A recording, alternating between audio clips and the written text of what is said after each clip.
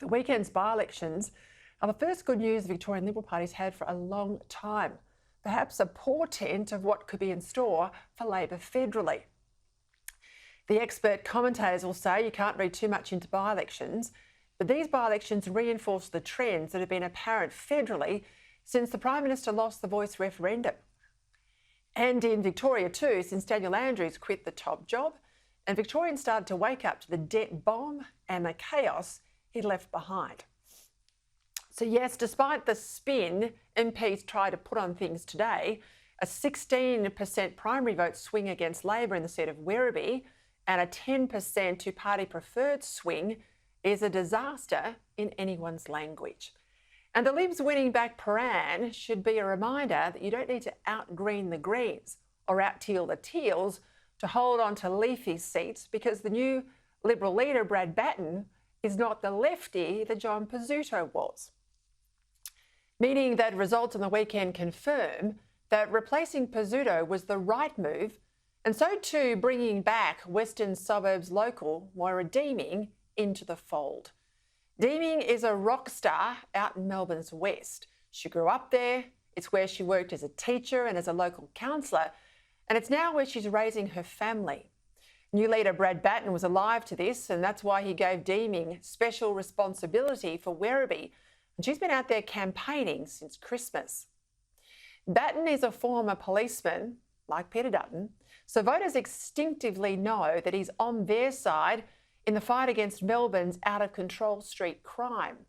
It's why the Premier tried to sandbag the vote last week when she admitted that Labor's bail reforms had gone too far and that she'd wind them back. Now, clearly, though, voters said too little, too late.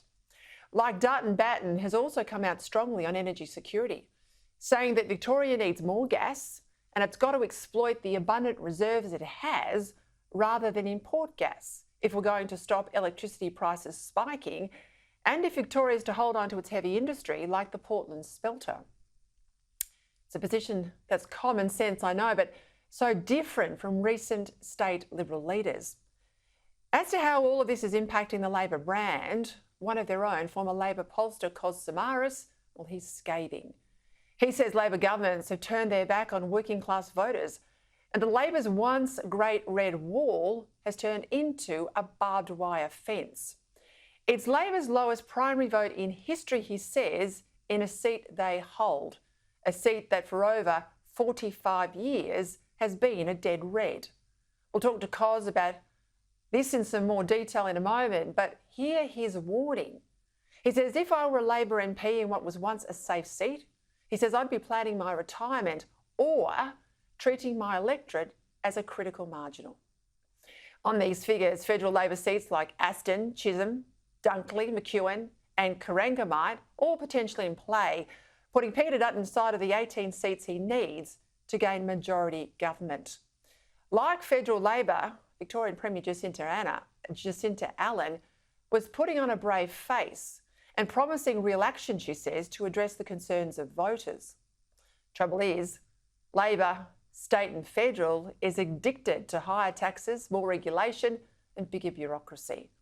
And Allen, like Albanese, is a creature of the hard left faction. And it's this faction that's dragging Labor down in a death spiral. It's the hard left that's enthralled to the politics of climate and identity. And this is what voters now think is hurting their standard of living and poisoning our society. And they're not wrong.